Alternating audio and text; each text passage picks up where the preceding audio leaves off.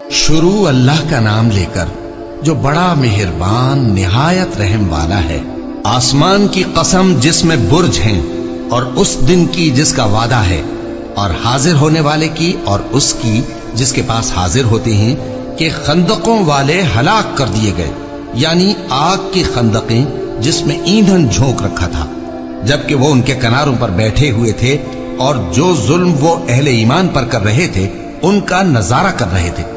और उनको मोमिनों की यही बात बुरी लगती थी कि वो अल्लाह पर ईमान लाए थे, जो गालिब है, सब खूबियों वाला है, जिसकी आसमानों और जमीन में बादशाही है, और अल्लाह हर चीज से वाकिफ है। जिन लोगों ने मोमिन मर्दों और मोमिन औरतों को तकलीफें दी और तौबा न की, उनको दोजख का और अजाब भी होगा और जलने का अजाब भी।